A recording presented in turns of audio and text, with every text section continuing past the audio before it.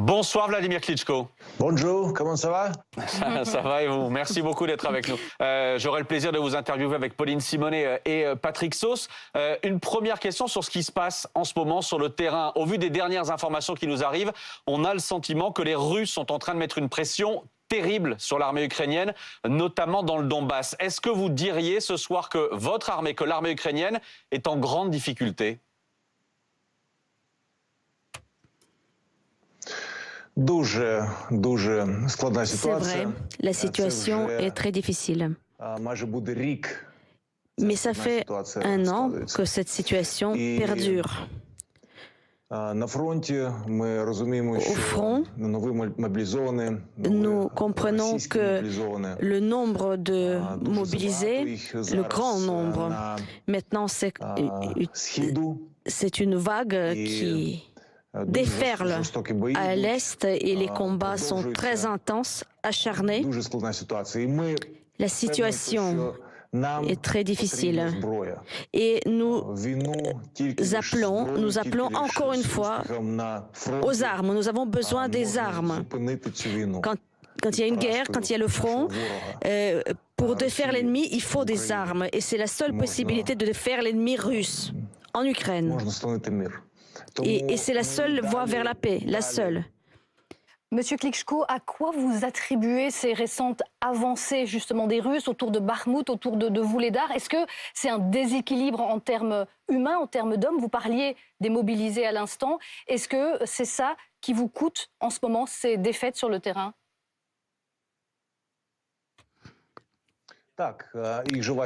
Oui, on les appelle les zombies. Ils s'avancent, ils noient dans la masse. Et les zombies, d'ailleurs,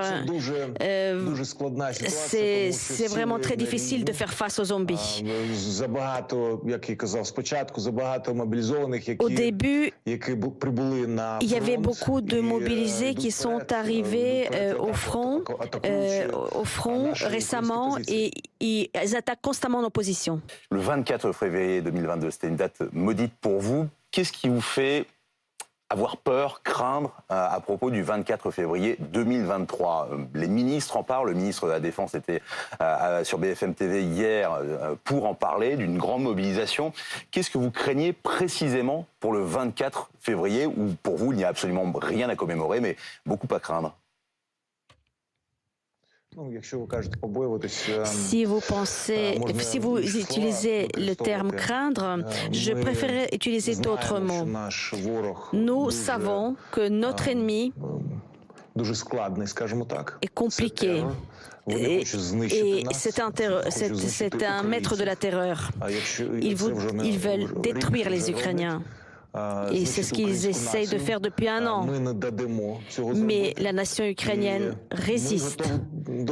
Et l'Ukraine est prête à tout. Nous sommes évidemment aux aguets. Les dates rondes, comme on dit chez nous. Mais nous nous attendons pas seulement le 24, nous attendons tous les jours à leur attaque. On va parler des armes tout de suite, Monsieur Klitschko. Vous en réclamez davantage, des Ukrainiens réclament davantage, et notamment des avions de chasse désormais. Mais vous entendez les réticences, côté allemand, côté américain, du côté de Joe Biden par exemple, qui a dit non pour la livraison de F-16 à l'Ukraine. Qu'est-ce que vous dites par exemple à Joe Biden?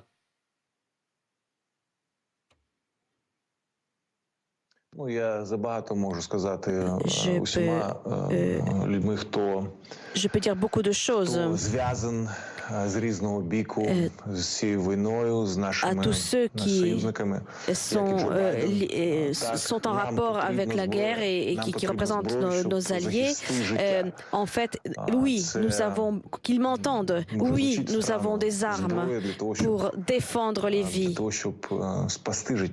Il faut vraiment qu'on sauve des vies. En fait, dans une guerre, c'est les armes qui déterminent ceux qui vont rester en vie et ceux qui vont mourir. C'est très important d'avoir des bonnes armes pour s'opposer à ces attaques, parce que nous faisons face à des attaques incessantes.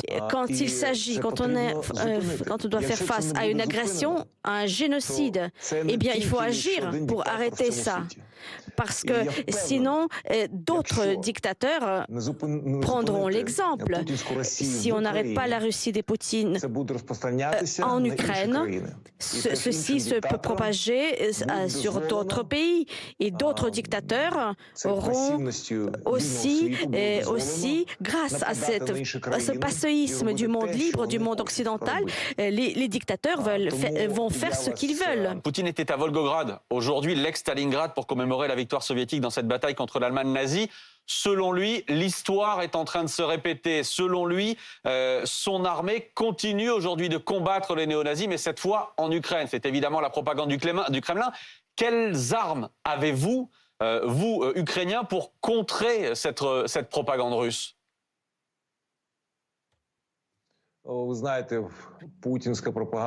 La propagande de Poutine, c'est un tel mensonge.